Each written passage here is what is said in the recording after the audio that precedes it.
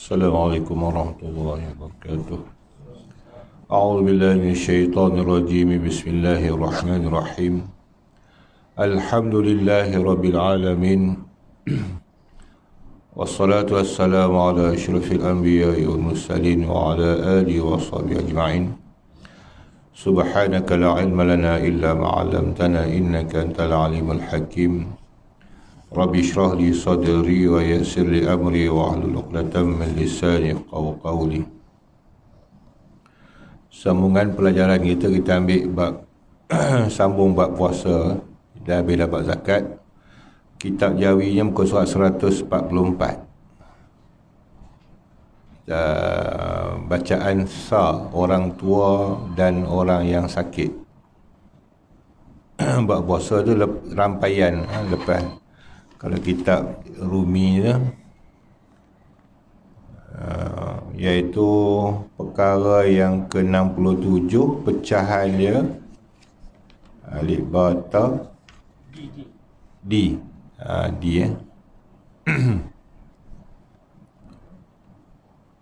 Kusurat 74, kitab Rumi 74, kitab Jawi Yama 144. Pecahan daripada masalah bari atas sa. Okey. Qala al-musannif rahimallahu ta'ala wa nafa'ana bih wa bi 'ulumihi fid darain amin.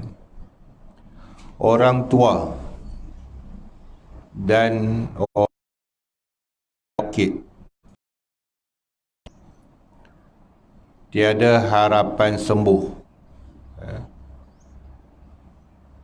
Mereka lemah hendak berpuasa, sekira-kira jadi berbahaya pada adat. Okey.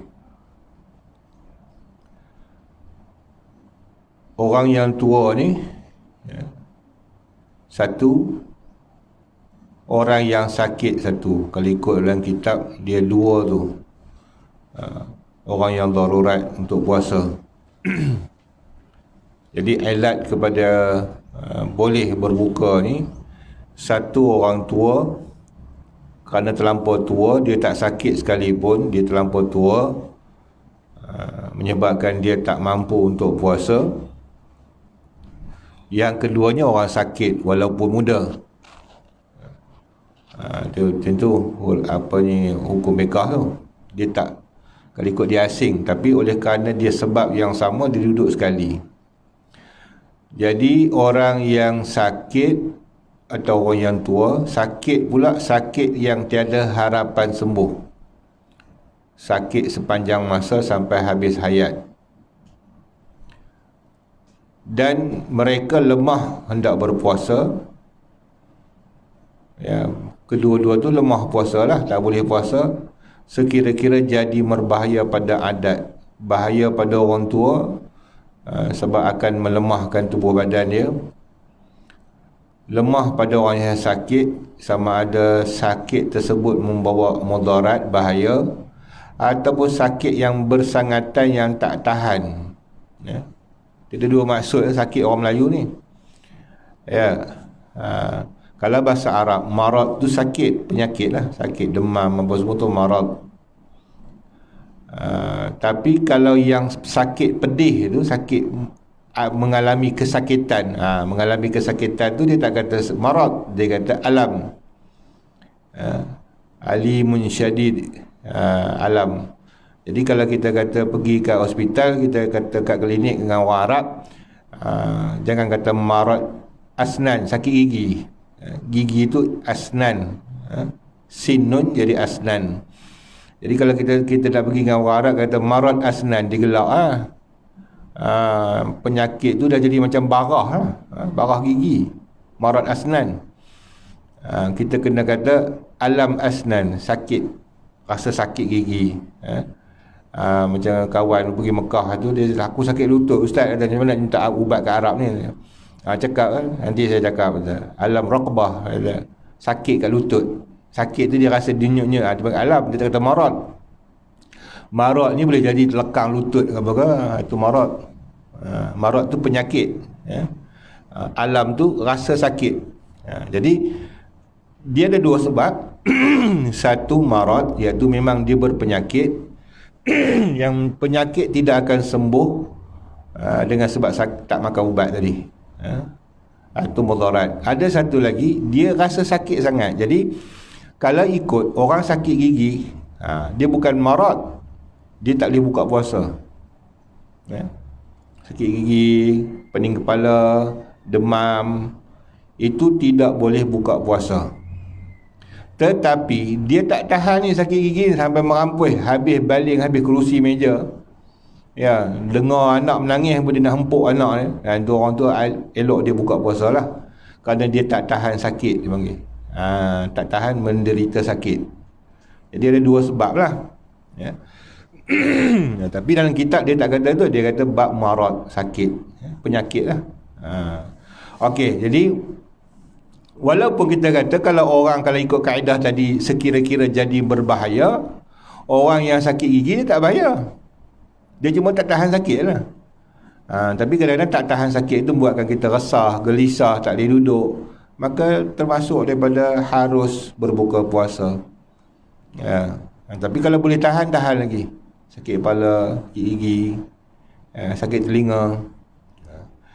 Okey. Mereka diluluskan, mereka tadi orang tua dengan orang sakit tu diluluskan berbuka, makna tak payah berpuasa, kata dia. Bahkan wajib atas keduanya fidyah. Tu kena. Dia boleh berbuka puasa tetapi kena bayar fidyah. Berbeza orang yang berbuka dengan syar'i, asalnya macam contoh orang haid dan nifas, dia tak kena fidyah. Dia kena fidyah kalau tak bayar lah, langkau setahun. Tapi asas dia tinggal puasa, tak kena fidyah. Orang sakit ni kena. Orang sakit ni kena bayar fidyah. Okey, terutama dalam bab ini fidyah kepada mereka yang tak boleh nak qada. Utama yang dimaksud sini ni fidyah pada orang yang tak boleh nak qada, dia tak mampu untuk qada puasanya, dia bayar fidyah lah. Okey, contohnya orang tua tadi, orang tua yang tidak boleh sembuh. Tua mana dia, muda lah, memang tak larat lah. Katakan tahun ni dia sebulan dia tak puasa, habis Ramadan dia bayar terus fidyah. Masa Ramadan tu tak bayar-bayar lagi. Andai dia mati, maka warisnya yang bayar lah. Okey, tahun depan sakit lagi berpanjangan, dia tak mampu lagi puasa, maka wajib bayar fidyah pula. Begitulah seterusnya sampai mati, sampai akhir hayat lah. Okey, andailah datanglah kita kata satu keajaiban, doktor kata ni tua ni tak boleh hidup dah ni, kata dia. Yang memang sakit ni sakit panjangan lah, duduk di rumah. Tiba-tiba sampai satu ketika sihat balik. Dia dah bayar fidyah 3 tahun dah. 3 tahun tak puasa, 3 tahun lah dia bayar fidyah. Tengok-tengok sihat, boleh berjalan balik makcik ni. Orang tuduh kata bela hantu raya pula.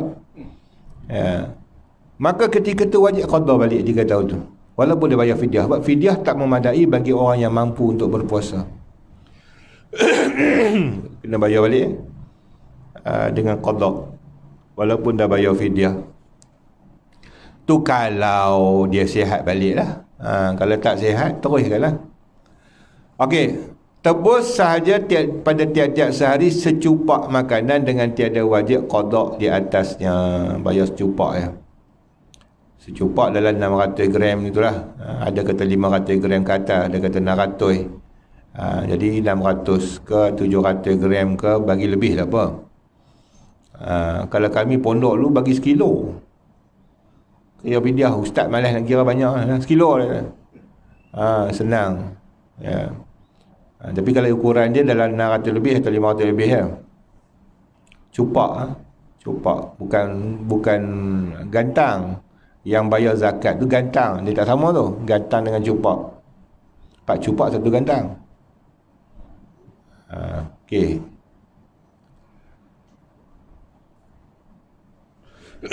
Dan fidyah ni nak diperingatkan setakat ni lah. Kita tak jumpa lagi, saya sendirilah, saya tak tahu fatwa. Ya, kita pun tak teliti dalam masalah fatwa, sebab fatwa ni yang ada dalam fatwa, dia hanya mentaklidkan bab zakat untuk bayar dengan duit. Fidyah tak ada lagi dalam fatwa, setakat pengamatan saya lah, dan dalam kitab memang tak jumpa lah. Jadi kita tak pasti mazhab mana yang gunakan dengan duit. Setakat ni kita ikut mazhab Syafi'i lah, bayar beras. Ya. Kalau tuan-tuan jumpa fatwa kata ada mazhab lain yang bayar dengan duit, terpulang lah, saya tak jumpa lagi. Tak cari pun, tak ada nak cari. Ya. Nak cari mazhab lain tu satu hal, mazhab Syafi'i pun geledak nak cari, masalah. Ya. Kita pula tak terlibat dengan fatwa. Ya. Kalau orang di majlis fatwa ni kena duduk, kena semak jugalah cari fatwa yang ada. Setakat ni bayar beras lah, yang konformnya. Ya, jangan bayar duit. Ya. Kalau esok jumpa fatwa kata bayar duit, bayar lah. Saya setakat ni kalau orang tanya, saya kata bayar beras. Tak ada lagi, saya tak jumpa. Kalau siapa jumpa fatwa, tolong tunjukkan. Bayar dengan duit. Sebab yang ada zakat, bukan fidyah. Fidyah bayar beras. Okey. Habis. Jadi yang ni tak payah qada, nak qada. Katanya anak nak tolong qada kat mak dia, menepati lah, tak bayar fidyah. Ya. Sebahagian qaul kata boleh. Qaul yang mu'tamad tak boleh bayar fidyah juga. Tak boleh qada. Qada tu aqil lah. Sebab tak diqadakan dia. Bayar fidyah lah lebih mu'tamad.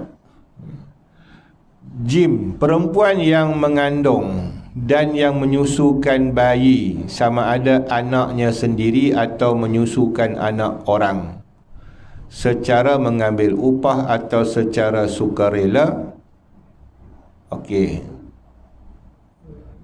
tak kisahlah, tu cara menyusu dia. Isu susu perempuan yang menyusukan anak ni, dia berbalik kepada hukum tadi, hukum yang katakan sakit atau tua yang membawa mudarat. Tu asal hukum. Kemudian dia pecah hukum tu kepada perempuan yang mengandung pula, sebab terlibat, walaupun perempuan mengandung ni bukan sakit, ya, bukan bahaya, tetapi dia boleh mengundang. Kalau orang perempuan yang tengah mengandung, satu, kalau dia berpuasa kadang-kadang boleh terlibat, menjadikan dia gugur. Gugur tu mudarat lah. Okey. Ataupun boleh jadi mudarat pada tubuh badan orang yang mengandung tu sendiri. Ya. Yang kedua, menyusukan. Menyusukan bagi orang yang menyusukan anak, ya, kalau dia berpuasa, dia boleh membawa mudarat pada diri dia sendiri, sebab kadang susu badan dia bagi pada anak tu habis susu, dia lapar.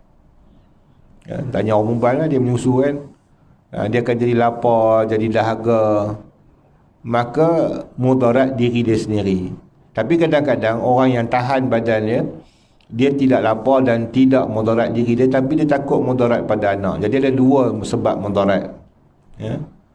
Okey, adakah dengan sebab mudarat untuk orang lain kita boleh berbuka puasa?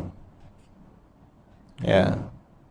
Jadi dikiaskan hukum ni banyak. Contoh kita kata, ya, ada orang nak mati, tenggelam dalam sungai ke kolam ke, kita nak selamatkan. Dengan kita selamatkan, kita terpaksa batalkan puasa, sebab kadang-kadang tertelan air apa semua tu batal lah, confirm batal, walaupun ni tak sengaja. Ya. Jadi adakah boleh dibatalkan puasanya dengan dia terjun dalam air untuk selamatkan orang yang nak mati, sedangkan yang mati bukan dia, orang lain? Boleh. Ini yang dikiaskan kepada menyusukan anak tadi.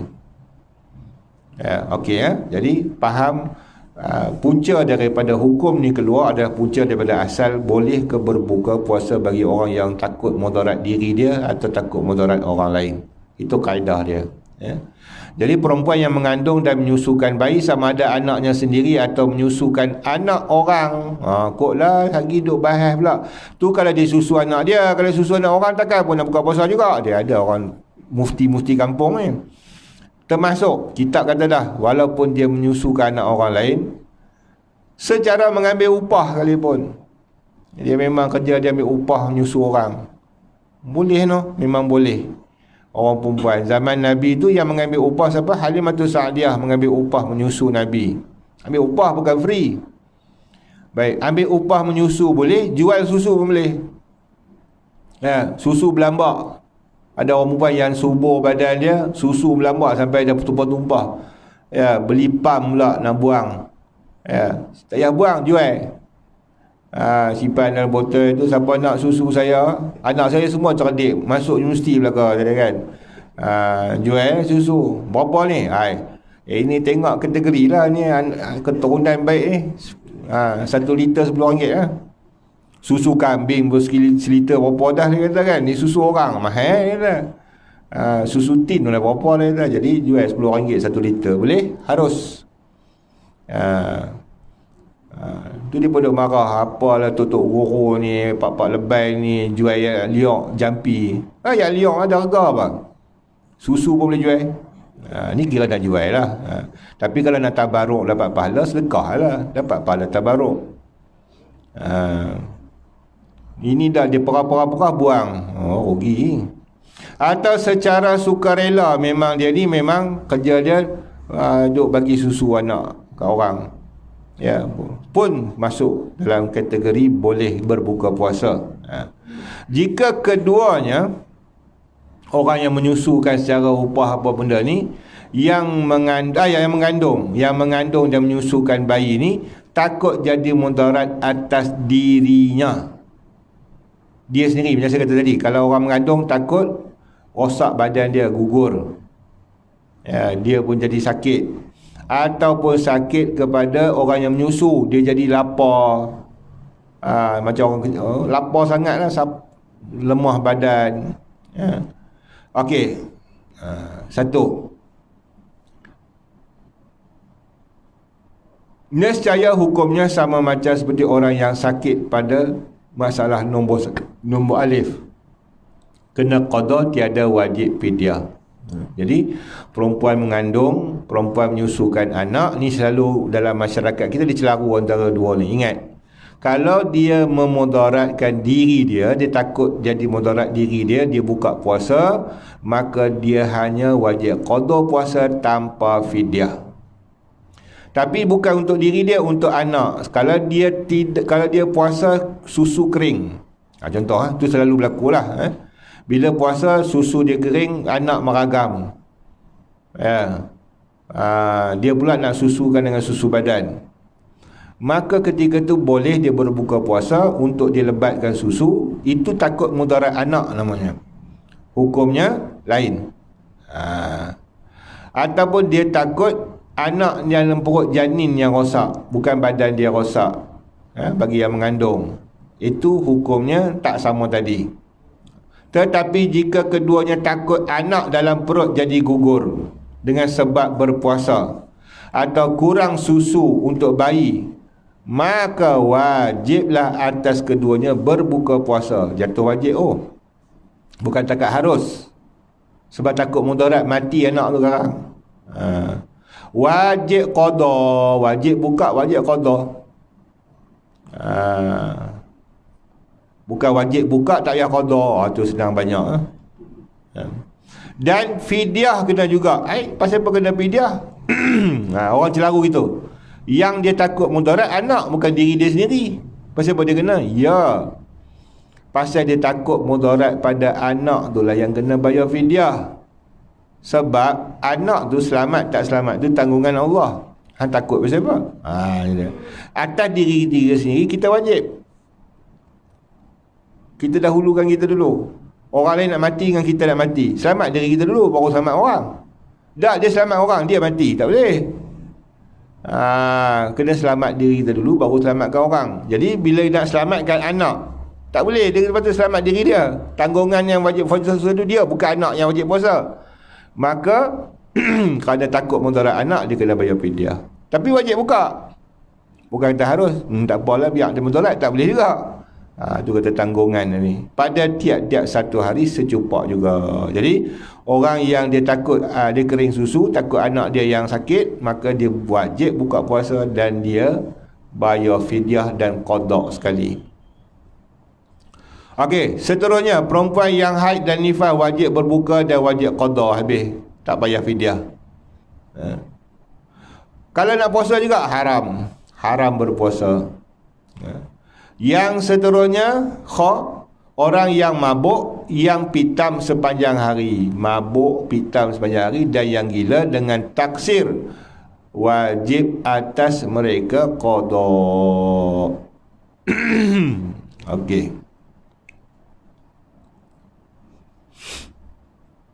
Maksud tu dengan taksir. Sakit salah faham kena bulatkan taksir tu. Dia bukan orang gila. Kalau ikut kaedah orang gila, orang pitam, orang mabuk, dia tak payah qada sesuatu sebab dia hilang akal. Hilang akal, terangkat mukallaf. Terangkat taklif maka tak wajib sesuatu. Tapi dalam masalah ni dia bukan ni, dia taksir. Taksir di mana? Penyebab sendiri. Catat situ. Ya, gila, pitam, mabuk dengan sebab sendiri. Itu maksud taksir di situ. Ya. Baca kitab ni penting kena faham ibarat.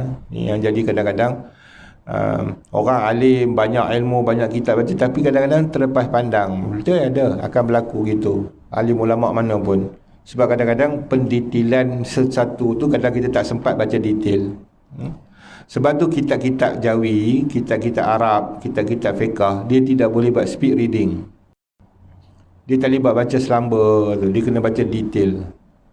Baca satu persatu. Sebab kalau baca macam tu, orang tak faham konteks daripada ayat tu sebagai hukum. Sebab tu kalau baca dengan saya tak baca dulu. Setengah orang dia baca kitab style dia baca satu muka surat, lepas tu dia terang. Dia baca satu muka surat, dia terang. Itu bagi saya tak sesuai untuk diri saya. Saya jenis baca sebaris, terang. Baris tu nak kata apa, baris yang kedua kata apa, baris dia kata apa. Sebab kita ambil hukum daripada baris-baris tu.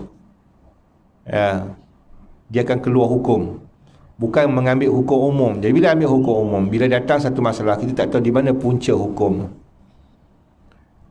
Tak boleh nak hukum. Tu kebanyakan orang kadang dia baca kitab fiqah, dia tak boleh keluarkan hukum, jadi confused, celaru. Ya, sebab dia tak ambil daripada asal di mana pecahan hukum tu. Dia macam mana ibarat dia.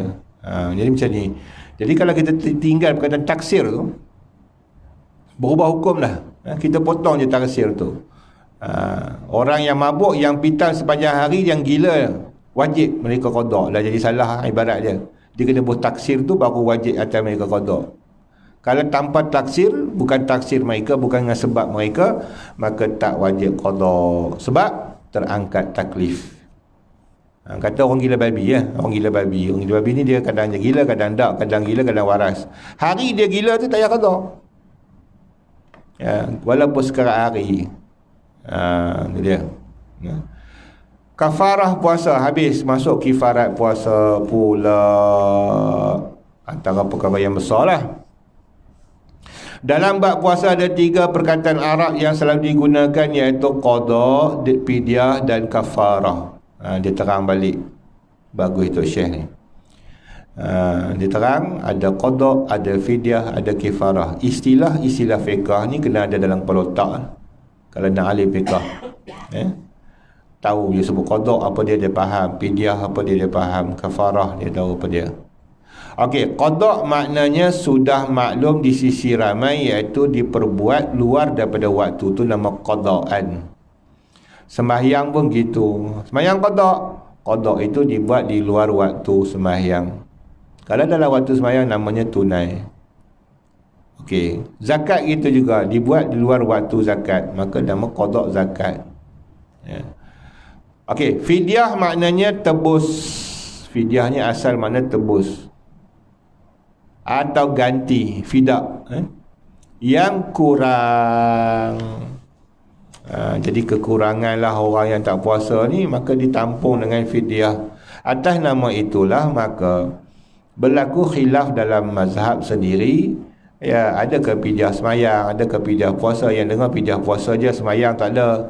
Setengah ulama kata boleh kiaskan dengan puasa, maka dikatakan ada fidyah semayang. Ya, kenapa tu? Kerana menganggap fidyah itu tampung. Ya, menampung yang tak cukup.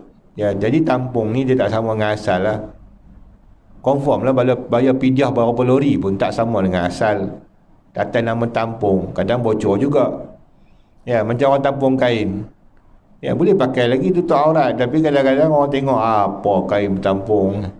Ya, tak malu ke orang. Ya, jadi kita dengan sebab tampung tu dia malu, kita tukar kain baru. Maknanya tampung ni tak menepati lah. Tapi kena tampung jugalah, dah koyak, tak pakai lagi. Begitu juga ibadat sembahyang yang luput-luput, yang rosak-rosak, ya, ditampung dengan fidyah sebagai tampung sahaja, bukan menggantikan tempat. Sebab tu ulama kata boleh dibayar dengan fidyah bagi sepuas sembahyang juga. Kerana atas nama tampung, qada tetap kena qada juga sembahyang. Dan kafarat maknanya denda. Kafarah ni denda. Ya. Barang siapa membatalkan puasa bulan Ramadan dengan bersetubuh jima'ah, sama ada masuk semua zakarnya dalam faraj atau kepala takuknya, okey, atau kadarnya, maknanya kena masuk hasyafah zakar. Kalau tak masuk hasyafah zakar, tidak batal puasa bagi lelaki, tapi batal pada perempuan, tak kena kafarat. Jadi dalam masalah ni, hasyafah ni, banyak perkara berkaitan. Masalah hukum jatuhkan zina pun begitu. Hakim nak jatuhkan hukum seseorang tu zina atau liwat adalah dengan masuk ruyub hasyafah zakar, tenggelam sampai tempat khatan lelaki. Dia panggil takuk lah orang dulu. Okey, selagi mana tak sampai ruyub hasyafah zakar, maka tak nama zina, tak nama liwat. Ya. Dulu orang duk komplain, apa ni, dia kata denda bagi orang khalwat, dia kata banyak orang komplain, sepatutnya kena rejam, kena sebat. Ya. Maka orang jabatan jawab sendiri, kami tangkap khalwat tu bukan menuduh dia berzina. Kalau tuduh dia berzina, berat lagi hukumnya. Tuduh dia khalwah. Khalwah ni dia hampir kepada zina. Ya, muqaddimatul zina. Kalau tangkap pun dia dah selesai dah. Ya, kalau dia berzina pun tak nampak zina tu, dia dah pakai tuala balik dah. Jadi dia syarat, dia nak tuduh zina ni nampak orang saksi 4 orang tu nampak tu. Dia nak mengendap sungguh lah. Ya, bukan main-main tengok sekali imbas, mengendap sungguh, nampak royuk, baru jatuh zina. Jadi sebab tu nak menghukum zina ni bukan senang juga, 4 saksi ni, walau dijalankan hukum Islam. Ya, siapa nak rajin berendap orang nak berzina, tak ada. Ya, melainkan penzina tu yang mengaku diri dia berzina. Orang macam zaman Nabi kan. Zaman Nabi pun yang mengaku zina tu, orang berzina tu sendiri mengaku. Tak ada saksi 4 orang. Ya. Jadi oleh kerana tu dibuat hukum ta'zir, sebab dia hampir pada zina ataupun syubhah kepada zina. Tak, hukum zina tak boleh, tak nampak, maka duduk sebilik, maka hukumnya khulwah. Ya, khulwah ni hukumnya apa? Hukum ta'zir, maknanya raja yang bubuh. Dia nak penjara pun boleh, dia nak suruh telanjang tak boleh lah. Ya, dia nak sebat pun boleh, ikut suka dia lah. Dia nak sebat pun boleh, nak hukum denda duit pun boleh, nak hukum penjara pun boleh. Maka dia kata itu dah separuh daripada hukum Islam lah.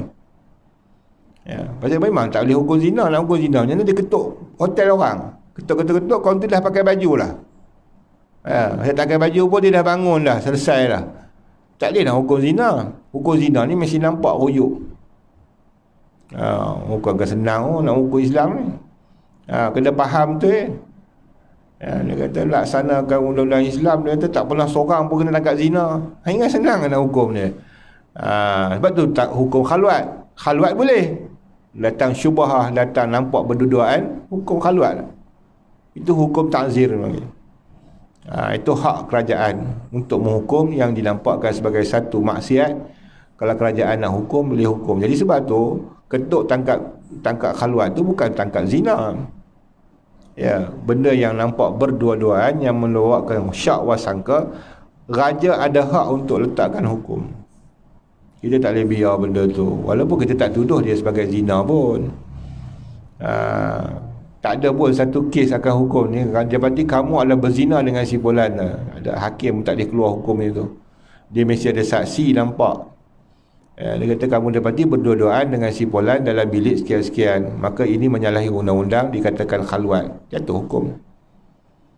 Jadi tak ada masalah nak ketuk pintu orang tengok orang berduaan, itu dah salah pada pandangan syar'i.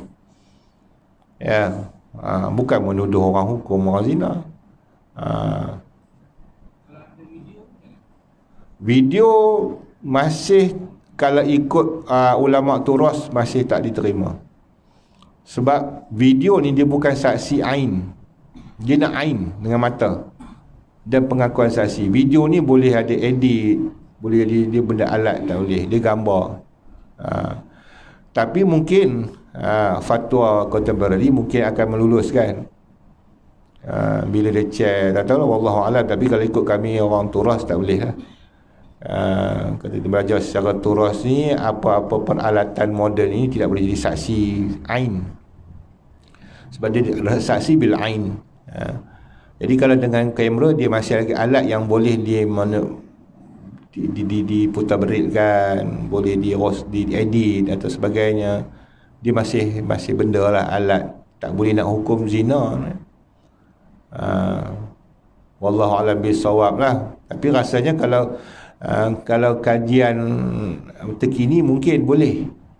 Dia akan letakkan kamera yang ada style dia, model dia yang kita kata standard dia, standard SOP dia lah, yang diterima kamera tersebut, kemudian dipersaksikan dengan ahli-ahli kamera.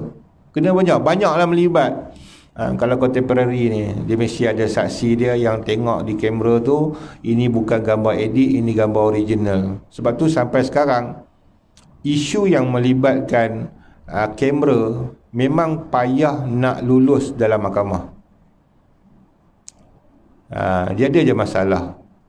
Walaupun belum undang-undang Islam, belum undang-undang Islam lagi, baru undang-undang dunia ni, undang-undang sivil ni pun tak boleh nak tetapkan hukum atas kamera.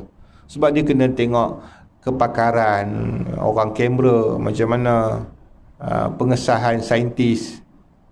Berat juga, walaupun tak pakai 4 saksi. Nak kena cari saksi-saksi pakar kamera ni, boleh percaya ke pula? Sagi dia dah ambil upah pula, dia kata ni bukan ni, dia edit ni. Sebenarnya bukan edit pun, betul. Hakim tak boleh nak hukum. Saya tengok video ni, adalah hakim kena tanya pula pakar pula. Melibatkan gitu. Jadi tu kerja hakim ni kadang-kadang senang lah. Dia rasa-rasa ragu, tak ada, gugur, tak bersalah. Okey, ke mana tu? Dah jauh ni. Itu termasuk tadi ni, bab batal puasa, bab zina, bab liwat. Itu diberkaitkan dengan hasyafah zakar. Tu pondan jantan dengan jantan, tengok pada hasyafah. Masuk dak. Kalau dia perempuan dengan perempuan pakai alat orang putih jual tu, alat kemaluan lelaki, tapi orang putih buat kan, pakai perempuan sama perempuan, hukum zina. Dia tak boleh hukum zina.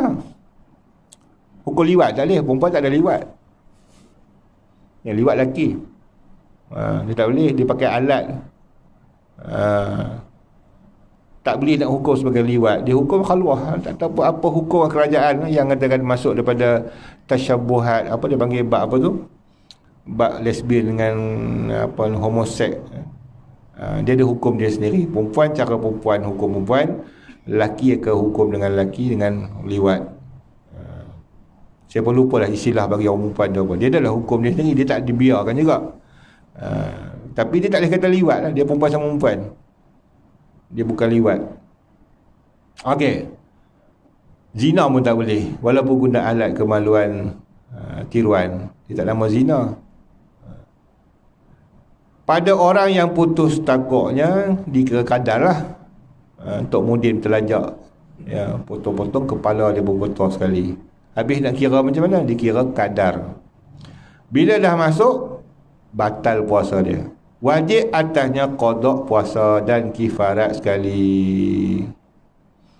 Okey, ini bermaksud bagi orang yang dia batalkan puasa dia tengah puasa, lelaki dan perempuan tu atau salah seorang, dan dia bersetubuh walaupun halal, yang haram lagi lah, ya, batal puasa dia serta kena bayar kifarat. Kalau dia tak puasa macam mana Ustaz? Kalau tak puasa tak kena kifarat. Oh, untung orang tak puasa tu no, kata dia. Tak untung lah sebab dia haram 24 jam. Orang yang tak puasa ni daripada subuh sampai maghrib dia berdosa. Ya, saya bertobat je, bertobat macam mana sepanjang tu dia berdosa. Lagi tak habis sehari tu. Sebab dia tak puasa sehari. Ya, kalau mati dia mati fasik, mati maksiat, mati tak bertobat namanya. Nak bertobat apa? Dia bertobat semalam boleh, sekarang dia buat tu tak bertobat lah. Bahaya orang tak puasa ni. Ya, dia tak ada bertobat. Maka berdosa dia. Kemudian dia laku kesetubuhan bulan puasa, tak kena kifarat tapi berdosa juga.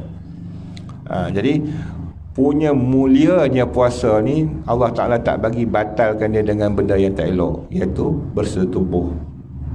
Ya. Maknanya apa tu? Apa kaitan?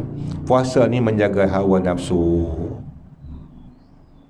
Jadi ya, kalau orang dia boleh kawal makan minum, maka bersetubuh lagi lah boleh kawal sebenarnya. Sebab makan minum tu keperluan sangat-sangat. Dahaga ni, pagi kita dah dahaga dah. Ni tambah musim sekarang ni pukul 8 dah panas. Itu kita boleh kawal. Kenapa syahwat kamu tak boleh kawal? Maka syarak marak tak bagi tu. Asas puasa tu untuk mengawal nafsu. Jadi rupanya dalam puasa tu kamu bersetubuh juga. Memang tak berjaya langsung lah puasa tu. Puasa tu tak datang manfaat pada diri kamu. Sebab kamu lajak juga bersetubuh ni, orang boleh kawal lagi 3 bulan tak setubuh, tahan lagi setengah orang. Yang tak kahwin duda berapa lama tu tak apa pun.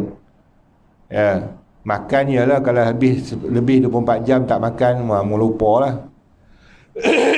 Ya, itu memang tak tahan lah. Ya, tapi kalau bab subuh ni boleh tahan lagi kot. Ya. Tak ada lagi orang yang dia tak boleh tak setubuh sehari dia jadi gila. Itu orang macam tu memang gila sungguh. Ya. Jadi makan boleh jadi, tak makan 24 jam boleh mati. Tak tahan. Ya. Jadi kena kifarat. Sedangkan batalkan puasa dengan makan cikelat tak kena kifarat.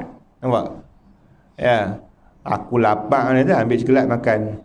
Tak batal puasa tapi tak kena kifarat. Ya, makan mi ke makan apa. Walau makan babi sekali pun, telan babi buka puasa. Ya, tak larat dah. Tak kena kifarat. Bersetubuh yang kena. Sebab tu hikmah puasa tu dia dah lari dengan sebab bersetubuh tu. Ya. Iaitu memerdekakan seorang hamba yang mukmin, yang kafir tak boleh. Mahal ni tu yang ada mukmin mahal, kafir murah tak boleh, nak mukmin juga. Tak kira lah mahal tak mahal. Dan yang sejahtera daripada cacat bekerja. Itu syarat-syarat apa ni dia punya hamba. Dia pilih-pilih ada 10 orang hamba dia pilih hak buruk dia. Ni melampau. Masa cacat bekerja dia tak pandai buat apa. Dah lah hamba. Bodoh lah tu. Ya, suruh masak tak reti, suruh berkebun tak reti, suruh kemas rumah tak reti, suruh basuh kereta tak reti. Yang tu yang digadaikan tak boleh ya, sebab tak ada manfaat. Ya. Sama ada laki-laki atau perempuan boleh pilih.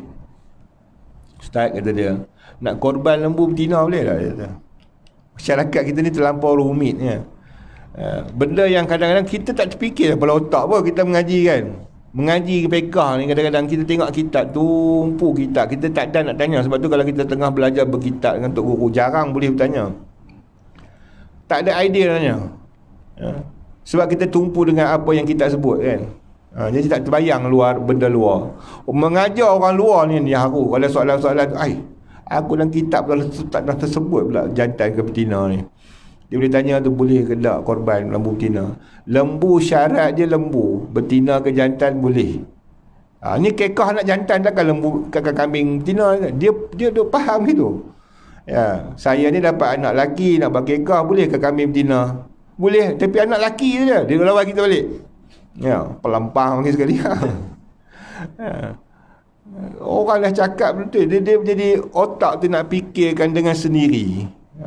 Logik apa ni fiqh bukan ikut logik.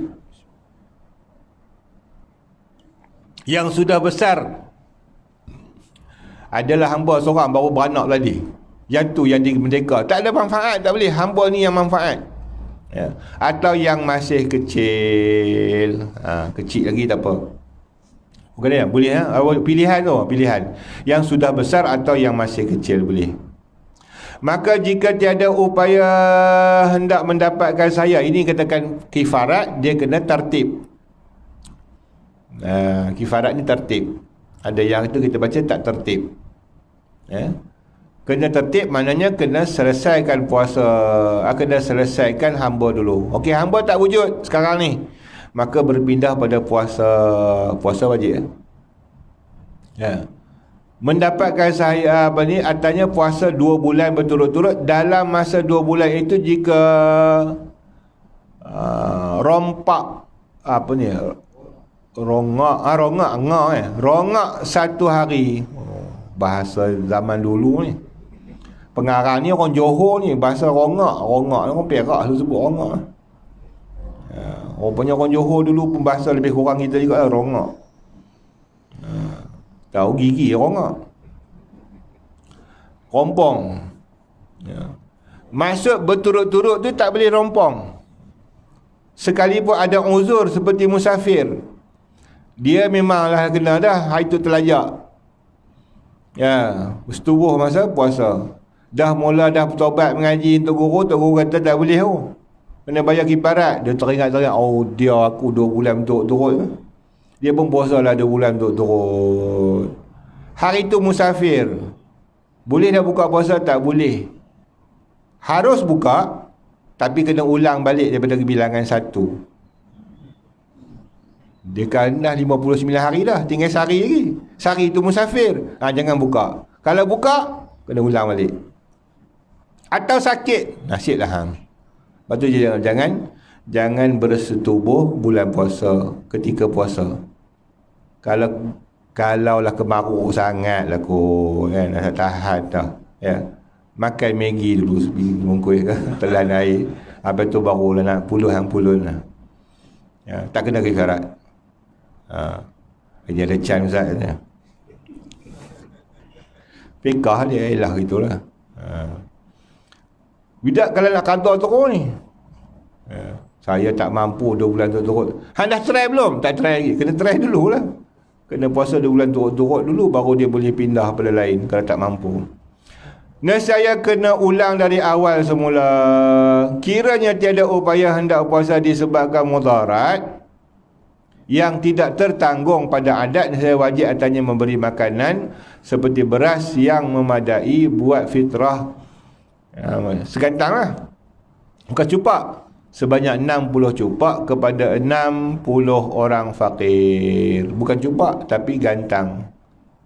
Sebenarnya bukan kan. Dia kata buat madai fitrah. Kalau fitrah, ibarat kitab ni saya tak tengok Mata Badrin. Ikut Mata Badrin dia kata fitrah, bukan fitrah. Dia kata maksud fitrah tu makanan yang mengenyangkan, bukan bilangan timbangan. Maknanya beras, gandum, tu dia. Sebanyak 60 cupak. Bilangan ukurannya 60 cupak. Pada 60 orang fakir atau miskin, tiap-tiap seorang 1 cupak. Tak payah bayar kifarat dah. Dia tak mampu puasa. Maka jika tidak ada upaya juga, tinggallah kifarat itu atas tanggungannya. Dia masih lagi dalam zimmah. Tanggungan tu dalam zimmah dia. Kemudian bila ada kemampuan, hendaklah ia berbuat. Tetap juga sampai mati ada tanggungan kifarat. Macam kifarat sumpah ajalah. Kifarat itu boleh jadi gugur kiranya orang itu kena gila atau mati pada hari subuh. Tak payah. Innalillah. Tak payah bayar kifarat. Tapi tidak gugur dengan sebab musafir atau kena sakit. Dan kifarat itu jadi berbilang-bilang dengan sebab berbilang hari, bukan setubuh. Tapi tidak berbilang kifarat dengan bersetubuh. Kalau kira dengan subuh jenuh, ya, dia dah tak puasa sehari tu. Ya. Jadi dia tak ada benda nak makan, dia kerja buat benda tu je. Ya. Berulang-ulang dia bersetubuh, tidak menambahkan kifarat. Dia kira sekali yang buka puasa tu je. Dia ulang 10 kali pun tak kena dah. Ya, dia kata alang-alang, dia kata main kita berulang lagi. Ya. Ajak bini, dia kata alang-alang dah nak kena puasa 60 hari, dia kata. Kita buat sampai ke malam. Dia lembu ke kabau. Okey, beberapa kali dalam sehari tahu. Tapi esok dia buat juga, dah puasa dah. Dia buat pula lagi kifarat. Lagi 60 hari. Hari ketiga macam juga, dia puasa, betul dia buat juga. Tambah lagi 60 hari. 180. Lama-lama mati dengan kifarat tu lah. Okey, perkataan farah itu maknanya lubang yang sama ada lubang depan ataupun lubang belakang. Sekali lah. Dia kata kami tak buat ke depan, kami main lorong belakang. Walaupun begitu hukumnya dinamakan bukan liwat. Dengan isteri dia bukan liwat. Ni apa ni, ada isu undang-undang apa ke itu diperbahas. Dia kata ada pula kerajaan apa ni, undang-undang Islam yang direka orang, kata dia. Ada pula membenarkan liwat isteri. Dengan liwat tak boleh. Bukan membenarkan liwat, hukum liwat tidak berlaku pada isteri walaupun dia haram. Sebab dia panggil farash yang haram. Bersetubuh ni, hukum kata bersetubuh walaupun di depan di belakang nama bersetubuh dengan perempuan. Tetapi yang di depan halal, yang belakang haram. Begitu juga zina, ya, dihukum zina depan belakang. Ya. Memang dia berzina, kata dia, bukan berzina, dia liwat dia kata perempuan tu. Dia tak buat pakai lorong depan, dia kata lorong belakang. Lorong belakang pun hukum zina kalau lelaki dengan perempuan. Dengan pondan dah hukum apa? Susah lah. Pondan dia pakai kemaluan perempuan, dah buat operate apa semua dah. Ya. Tiba-tiba dia berzina dengan lelaki, hukum dia zina ke liwat? Tu kena tanya mufti tu. Pasal tak tergambar lagi dalam fiqh bab tu. Ya, sebab nak kata dia dengan farash tak boleh, dia bukan farash, dia tepat tapak zakar. Tapak farash itu asalnya tapak zakar, dibuang zakar tu buat farash. Ya, jadi dia tak boleh hukum farash. Ya, dia hukum laki dengan laki. Jenuh juga tu kadi nak hukum tu. Okey. Nanti kita tengok kitab besar-besar, saya pun tak tahu. Bagi perempuan atau laki-laki, dan sama ada lubang itu bagi manusia atau binatang, hukum kena juga tu. Keluar mani atau tidak kira. Sama ada farash orang yang hidup ataupun yang mati. Kitab fiqh ni dia tu. Akan mati pun orang nak buat. Nak tahu. Fiqh ni dia tak kira, jika hukum-hukum. Tiada kena kifarat atau orang yang kena masukkan zakat dalam farahnya, orang perempuan lah, tak kena. Demikian juga tiada kena kifarat atau orang yang bersetubuh dengan lupa atau jahilkan haram bersetubuh dan puasa Ramadan atau orang yang terpaksa bersetubuh. Okey. Dalam isu ni jadi isu lah dalam masyarakat, ada dulu sekali dengan isu berbangkit. Saya ingat tahun bila tu, lama dah. Ustaz Syamsuri dalam kaset dia, belum ada lagi zaman tu, belum ada video sangat, pakai kaset. Lepas tu baru dia masuk video, lepas tu baru pakai YouTube. Zaman pakai kaset. bertelingkah dalam masalah dia, siapa tanya masalah dia, perempuan kena kifarat. Kemudian Ustaz Syamsuri kata, macam mana perempuan nak kifarat? Dia 60 hari puasa berturut-turut, mana boleh perempuan ada haid? Okey, saya kata ada tu celah-celah tu Ustaz Syamsuri tak apa nampak. Okey, dalam masalah kifarat perempuan, kaul muktamad dalam mazhab Syafi'i, okey, dia dulu ada beberapa kaul. Kaul pertama, dia kata perempuan tidak kena kifarat. Sebab apa tu? Sebab ar-rijalu qawwamun 'ala nisa, lelaki yang mula dulu. Bab bersetubuh ni jarang orang perempuan nak dulu, lalunya lelaki dulu. Kalau lelaki tak start, tak jadi ya. Jarang sangat. Maka tidak berlaku kifarat mengikut pendapat ni. Sebab jarang bersetubuh ni orang perempuan dulu, lalu lelaki, maka dia tak kena, yang kena suami. Okey, tapi timbul masalah orang pekah ni, kepala otak dia duduk saja-saja dia fikir. Orang pekah ni duduk dia fikir, kalau kata lelaki duduk saja tidur, perempuan yang mari duduk atas. Dia buat tata, buat nehin, syarat dia tak bergerak apa semua, perempuan tu yang bergerak. Masukkan hukumnya siapa yang kena kifarat? Mengikut kau pertama tadi, yang kena kifarat, perempuan tu tak kena kifarat. Sebab dia kata, sebab dia tak boleh puasa. Jadi dia bayar fidyah, dan fidyah pula bayar kifarat. Kifarat pula bukan atas tanggungan isteri, suami. Kalau jenis bayar fidyah, bayar zakat, bayar je ni, laki yang tanggung sebab nafkah laki. Ke pendapat tu, dia banyak selisih tu. Okey, pendapat yang kedua, dia kata kalau perempuan yang buat, laki tidur, perempuan yang wajib bayar kifarat.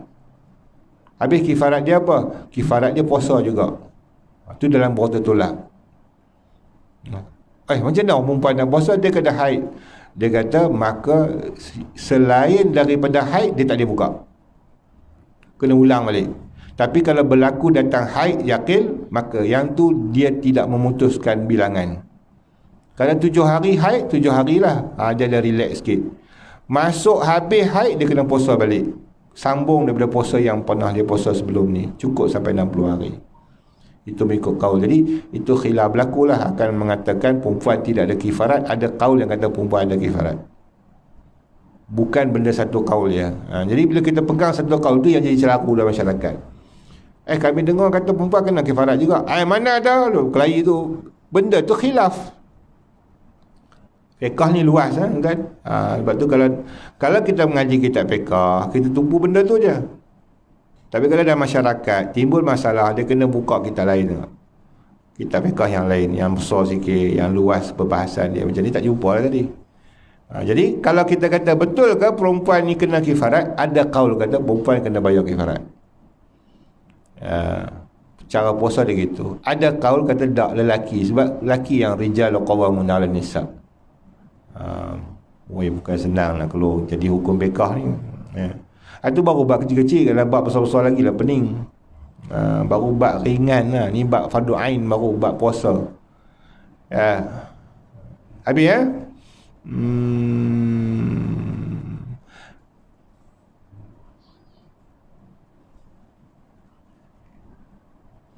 Okey, kalau bersetubuh dengan lupa tak kena kifarat lah. Atau jahil haram baru masuk Islam, dia mana tahu. Dia kata tak boleh makan minum, setubuh boleh kot dia. Atau orang yang dipaksa bersetubuh, tak bersetubuh aku tembak hang, dia bersetubuh, tak kena kifarat. Wallahu alam. Jadi panjang lah bab tu.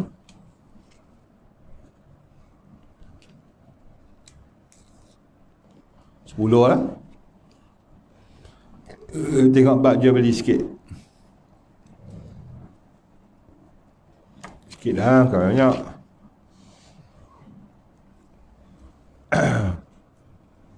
Dah ni datang lewat.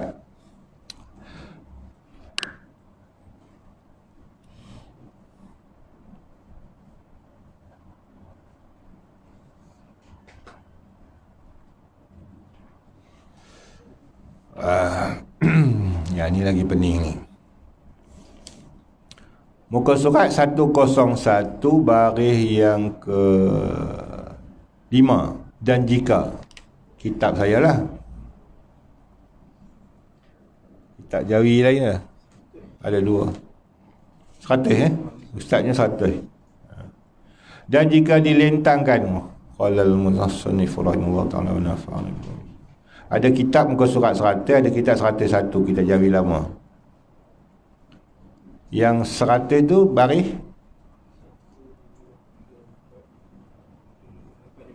8 daripada bawah.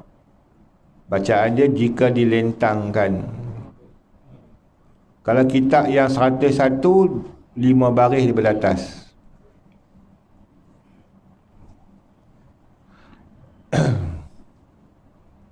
Lapan daripada bawah, yang muka surat 100. Tengok dulu, ada tak? 8 daripada bawah, muka surat 100, dia tulis situ, dan jika dilentangkan. Dia tulis lentangkan. Lentangkan sebenarnya. Mabi'. Jika dilentangkan mabi' atas menjual. Kalau tak jumpa muka surat 100, cari 101. Baris yang kelima. Dan jika dilentangkan. Okey, habis. Dan jika dilentangkan mabi'. Mabi' ni apa dia tadi? Bahasa Arab barang jualan. Mana lentang kan? Ni barang nak jual. Ni dia lentang, letak depan. Tu melentang lah. Itu maksud lentang kan. Ila urida. Dalam bahasa Arab dia adalah diaradkan. Okey. Atas menjualnya. Barang ni dah letak macam ni. Ni nak jual ni. Dan izin padanya masa khiyar. Izin jual pada masa khiyar. Dalam masa khiyar tu. Izin pula jual, beli. Tiada jadi fasah daripada ba'i'. Bila dah dilentang untuk jual, dia tak boleh fasah dalam tempoh khiyar. Ya. Kalau belum dilentangkan untuk jual, boleh lagi fasah dalam masa khiyar, masa pilih. Barang duduk dalam store lagi, atau barang masih duduk di rak. Ya. Dan tiada jadi meluluskan jual belinya daripada mushtari. Okey.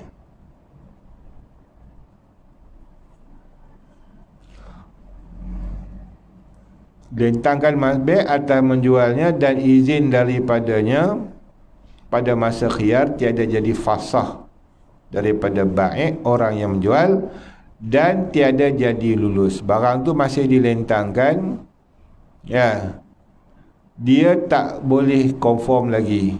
Walaupun dah dilentangkan, tak boleh dikatakan benda tu difasahkan jual, tak pula boleh dikatakan lulus untuk membeli, selagi tak berlaku perpindahan barang tersebut pada penjual.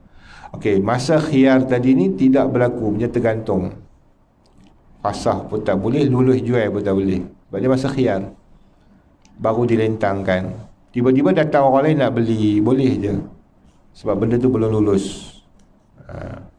Dan harus bagi mushtari khiyar dengan mata nyata aib qadim pada mabi'. Okey, ini dia panggil khiyar aib. Itu khiyar majlis.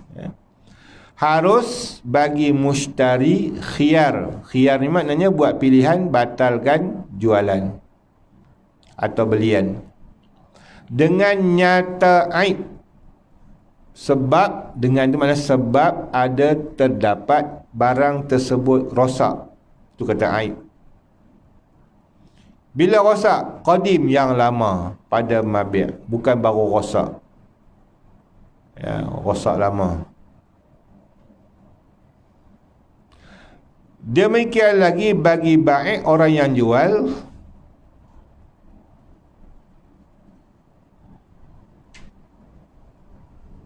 dia boleh khiyar jika nyata aib qadim pandangan, pada pandangan.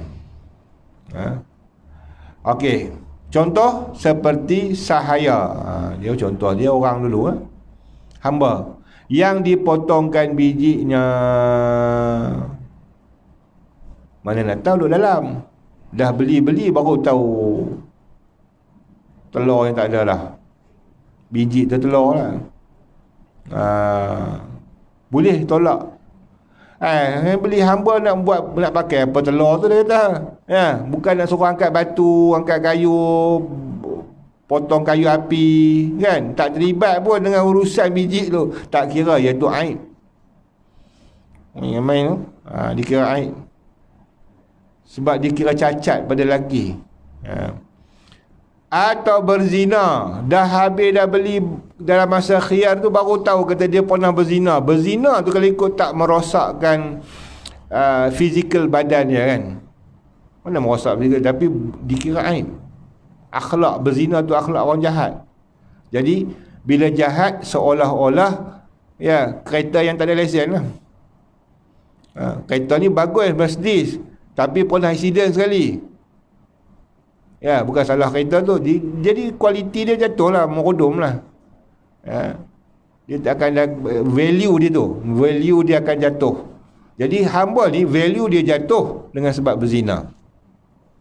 Telur tak ada, jatuh value. Walaupun dia dah aku bukan nak makan telur pun dia dah.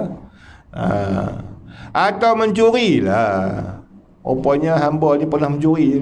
Ada kes dalam balai polis pula. Atau pelari. Ini bukan yang lari rana, lari lumba tu tak. Dia ni pernah lari dengan tuan dia dulu. Tu dia. Atau kencing di tikar. Allah. Dia ni malamnya kencing. Hamba ni tak boleh jual, taklah value. Dia beli dalam masa khiyar, bawa balik dah hamba tu. Bakit pagi bau hancing. Apa hal ni? Tengok hamba dia kencing tikar. Boleh hantar balik kat tuan, aku tak mau ni fasah. Ni apa benda hamba bagi kencing dengan itu tak syarat pun kata kencing tak kencing tak. Itu aib dalam hukum fiqh. Tak boleh, aku tak terima hamba ni, mai balik duit aku. Jadi nak cek telurnya, nak cek lah. Aib pun. Atau busuk mulut dia lah. Hamba busuk mulut tak boleh, kira value jatuh. Itu punya pasal je. Boleh fasah jual, tak mau, tak jadi. Kalau atau bau ketiaknya. Balik rupanya bau, Masya Allah. Afrika pula. Afrika memang bau, memang. Satu rumah bau. Boleh batalkan fasah. Ini kalau Piramli baca kitab ni, dia buat elok lah. Cerita dia hamba. Dan aib pada binatang. Binatang pula. Tadi orang. Seperti menyepak. Tak boleh. Beli kambing tu, buat balik, dia sepak habis kambing lain. Hantar balik, tak jadi. Fasah. Dalam masa khiyar 3 hari. Khiyar aib dia panggil. Itu aib pada kambing, lembu atau kambing. Atau menggigit. Di eja senang, menggigit. Menggigit. Mujur tak guna bahasa petani ya. Kalau guna bahasa petani betul, bukan menggigit, kekah dia. Jenah kekah, apa dia kekah. Menggigit. Beli gigit. Atau kasar perjalanannya. Betul kasar kan.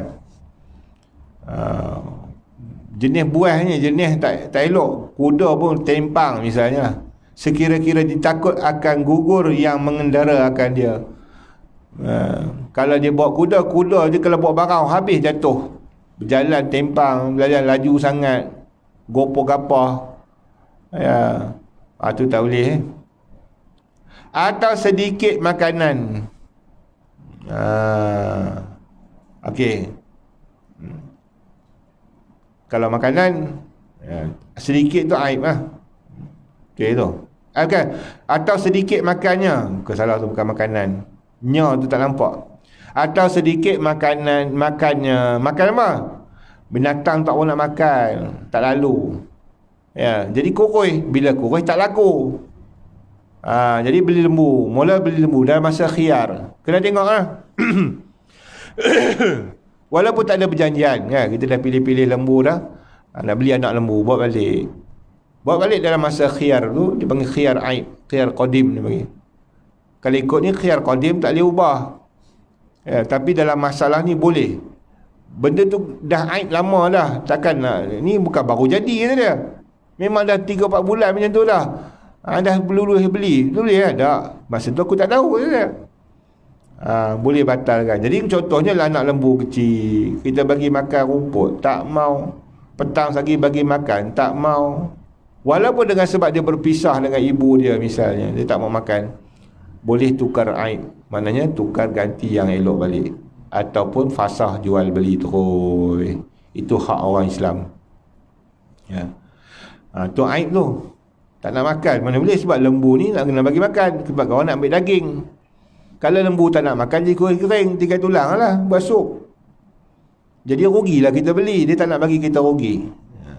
Dan aib pada rumah pula, contoh kalau beli rumah ada aibnya, seperti ada ia tempat berhenti tentera padanya.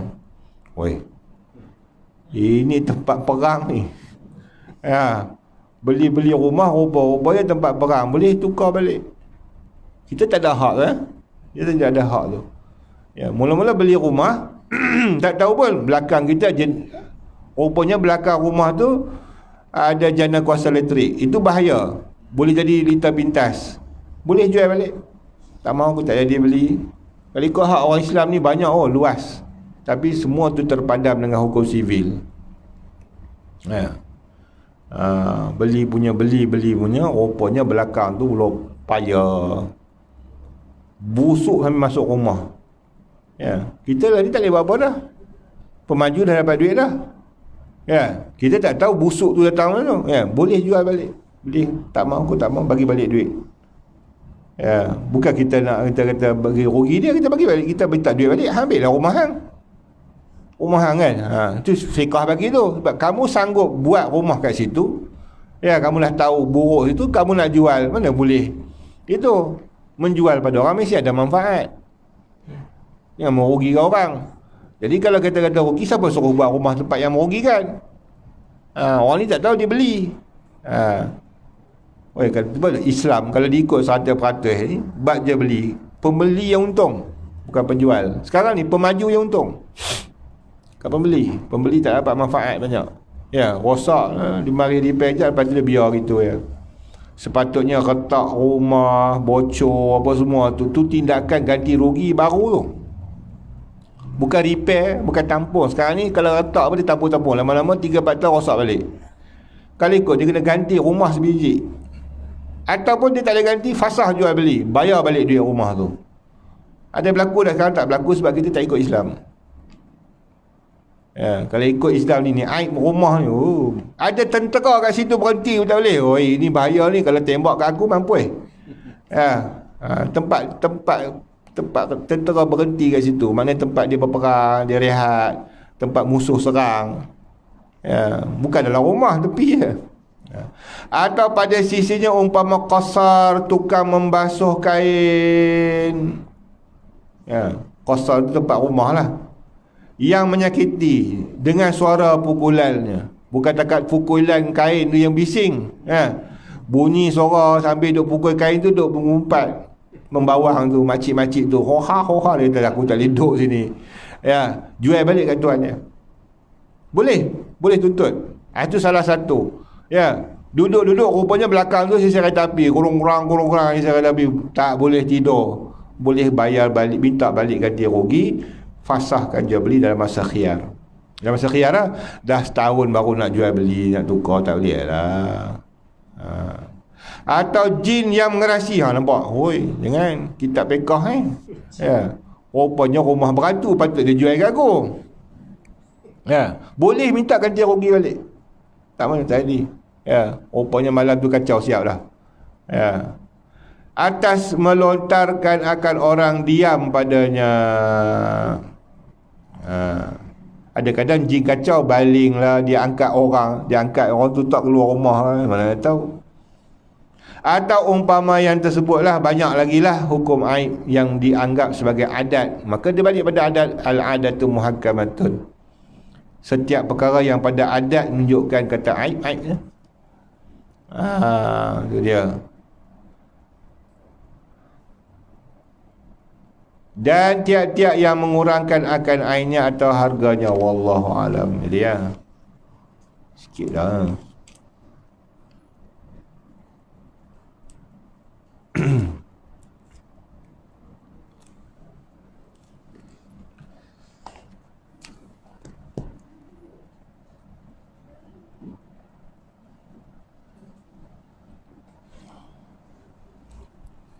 A'udzu billahi minasyaitonir rajim. Bismillahirrahmanirrahim.